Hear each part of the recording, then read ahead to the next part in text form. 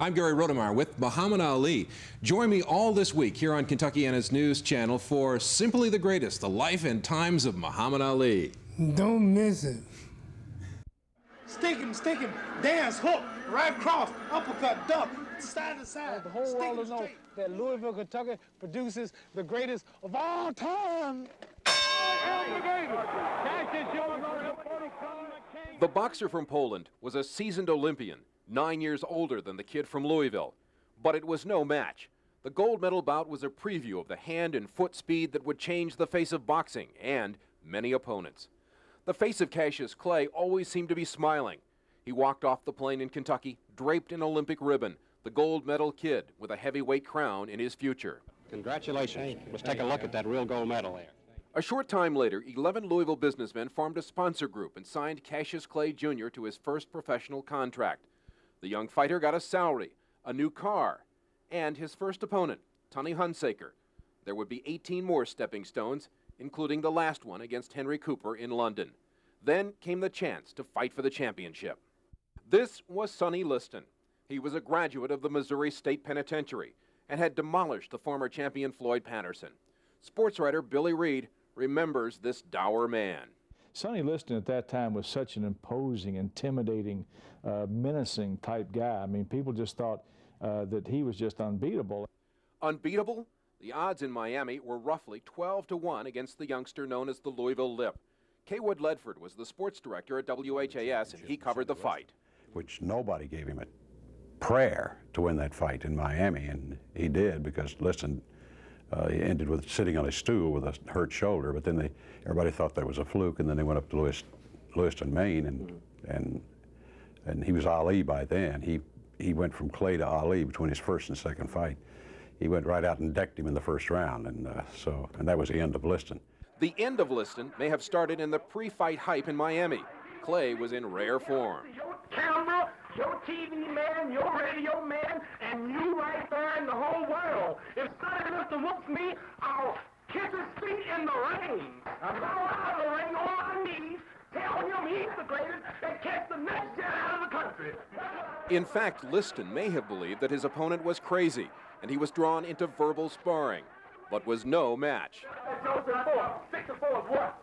Up with me. I am a man so fast, slow motion cameras can't detect the speed. I'm not going to get knocked out. Clay did last the first round, and the second, and the third, taking Liston, a knockout puncher, into uncharted territory. After overcoming a substance that damaged his vision in round 4, Clay began to carve up the slow-moving Liston with jabs that cut like a razor. It carried out the prophecy of Clay's first boxing coach, one of the few people who thought he could beat Liston. I don't even think that the fight will probably go the distance. I think that Clay, before the fight's over, will have Liston cut, and I wouldn't be surprised to see the fight stopped up in the later rounds from a cut. Joe Martin still lives with his memories in the shadow of Iroquois Park and remembers how he taught his fighter the punch that cuts. He snapped these punches all the time. All of my fighters did, because I'd put the big bag up and I'd say, now there's a fly. I want you to hit the fly, but I don't want you to kill him. And boom, bring that hand back. See, I want it just like it's on a rubber band. Was Ali good at that? Good at it, perfect. And after 6 rounds of perfect snapping jabs, Sonny Liston sat in his corner unable to move. Howard Cosell called that moment on ABC Radio.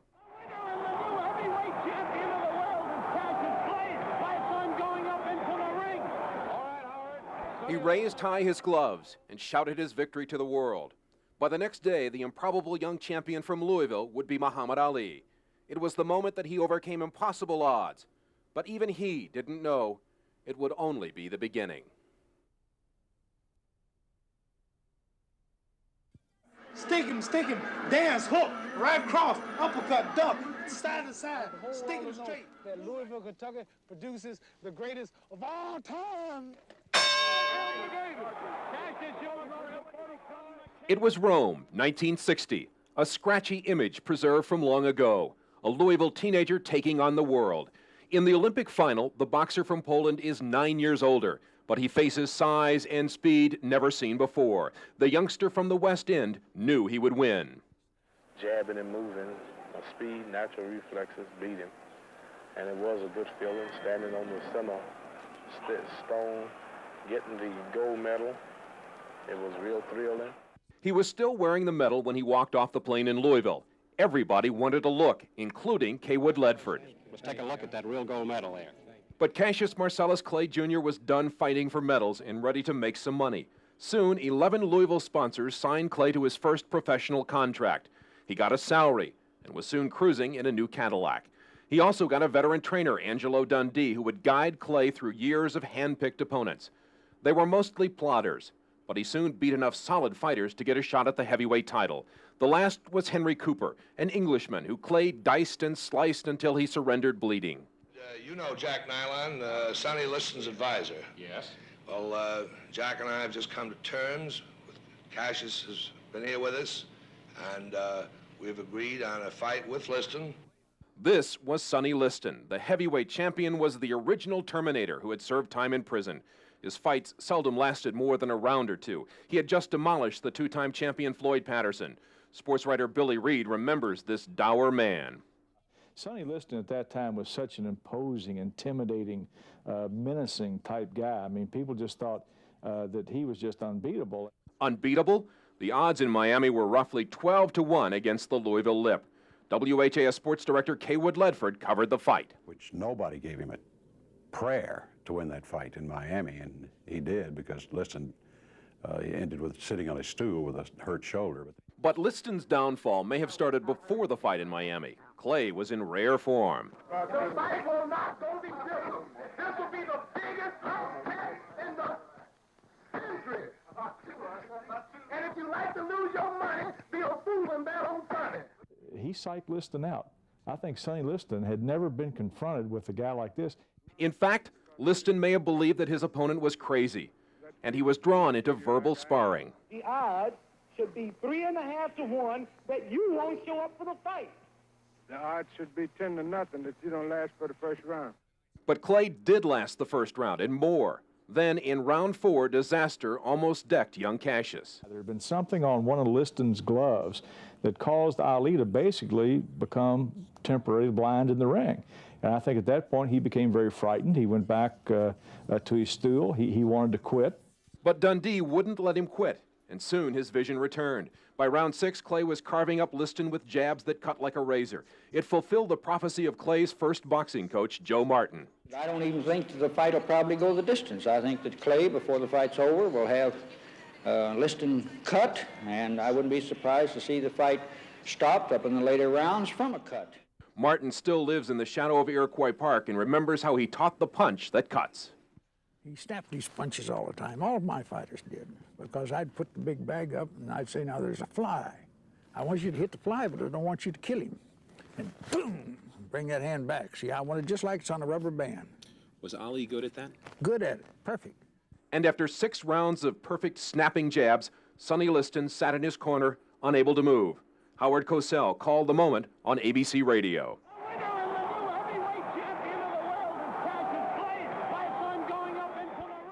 He raised high his gloves and shouted his victory to the world. It was the last fight for Cassius Clay Jr. The improbable young champion from Louisville would soon be Muhammad Ali. Stick him, dance, hook, right cross, uppercut, duck, side to side. The whole world will know that Louisville, Kentucky produces the greatest of all time. Cassius Jones on the 40 column of King. Sonny Liston's not coming out. Sonny Liston is nothing else. He's out. The winner and the new heavyweight champion of the world is Cassius Clay. Fights ongoing. He raised his arms and shouted, "I'm the greatest." Soon, many would join the chorus. At age 22, he had defied the odds in Vegas and Miami to beat the unbeatable, the Bear, Sonny Liston. And after weeks of training and the fight in Florida, the champ told Kaywood Ledford it was time to go home. Well, what are you going to do now, Cassius? Well, Kaywood, I'm going home one day, I guess, this week. Late, I'll let everybody know when I'm coming. And just rest up, meet my fans and my old friends, and talk old times. We'll be looking forward to seeing you home, Cassius. Yes, sir. And again, congratulations. Thank you very much. 30 years after his first championship, Muhammad Ali still lets people know that he's coming home. They were waiting this day at the Shawnee High School gymnasium, kids and the parents who remember the best. Oh, he's my greatest. He's my favorite boxer of all times and always will be. The man is unbelievable. I'm so excited he's here. It's the first time I ever met him in person. Go on, Muhammad. Greatest of all times. But now, Muhammad Ali has few words. His speech is limited by Parkinson's syndrome. It's a neurological condition that slows his movement, causes his hands to tremble, and makes speaking difficult. It is partly caused by 25 years of boxing, the profession that made him famous. Still, doctors say his thought process is clear, and he can still chase young people around a gym. In place of a left hook, he was tossing up a hook shot that catches plenty of rim. Oh, he's a very kind person. He loves Louisville. He's always loved Louisville. It is in places like this that he feels safe and at home. And from many people, that love is returned. I'm proud of him because he's a black man, and not just a black man, but he's a black man, African American from Louisville, Kentucky, one who grew up with us. I was raised in the West End. He's one of us. Somehow the children also know that he is one of us. Many were not born the last time he fought, but now they flock to his side, somehow sensing that he is still the greatest. He will sign autographs until there are no more to sign. His personal hero, Sugar Ray Robinson, once told the kid from Louisville that he was too busy for an autograph. Ali vowed that he would never be too busy for children, and he keeps the pledge today. Those who have known Ali since he was a teenager say he has always been loyal to his friends and his hometown. Jimmy Ellis sparred with Cassius Clay and fought Muhammad Ali for the heavyweight championship. We were friends when we started, and we were friends when we ended, and we're still friends today, you know. So it's something that Ali is a jolly go happy kind of a guy. There is still happiness around Muhammad Ali, smiles and laughter and even the occasional magic trick. And yes, there is some sadness that the lovable Louisville lip and his endless poetry has been stilled. But the presence of Ali and our memory of his accomplishments seems to replace the need for words. Ali's smile alone is still the greatest.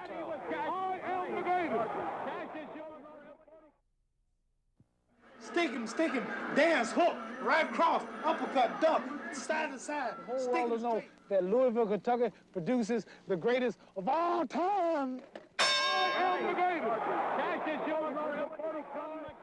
shook up the world! I shook up the world! I shook up the world! I want the world to know I'm so great! The new champion would shout, "I'm the greatest thing that ever lived." And he still lives, but now a much quieter life, visiting the old neighborhood with his brother Rahman. His name is still legend in Louisville's West End. The Saturday Basketball League carries his name. It was here that young Cassius Clay Jr. grew up racing his classmates to school. They took the bus. Cassius would bet he could run the 25 blocks faster than the city bus, and he would win. An old British documentary dramatized young Cassius also running through his neighborhood and Chickasaw Park. Even before that little bitty part where we used to run at the age of 11 years old out behind the old church center. The park is still there. Last time I was in Louisville, I noticed it's the same dirt path and everything is still there. Then Cassius would cross paths with police officer Joe Martin. The 12-year-old was upset because his bicycle had been stolen, and he told Martin he wanted to whip the thief. But Martin was a boxing coach and told Kaywood Ledford what happened. And that if he really wanted to fight, he should come down and be taught properly. So it wasn't but a night or two after that that he did start training, and he was very conscientious trainer and came very regularly. And of course, people knows the past history. He won the National Golden Gloves a couple of times, the National AAU and the Olympics, and was very successful at it. 30 years later, Joe Martin, now 78 years old, remembers his best pupil. His coordination was out of this world. But he would listen. He was a good listener, and you could coach him from the corners.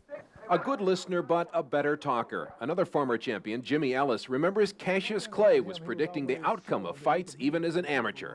He would always talk. He said, "I can beat that guy. I'll let you go one round. I will stop you in two." He did that as an amateur. He come back in the pros and did the same thing. Cassius roared into the professional ranks, wrangling opponents and predicting the round they would fall. He was different. In a time when athletes were mostly modest and humble, Cassius Clay took a different road. I'm going to show them all who the real champion of the world is. But he was the first guy that just kind of came along. He was outrageous, and you thought, good grief, you weren't sure whether to pull for him or not. Because one side of you said, well, I'd like to see this guy get his block knocked off. But the other side said, you know, this guy's pretty good, and he's really interesting. Pretty good and getting better. The kid who chased the bus in Louisville was now chasing the heavyweight title. It was only a matter of time.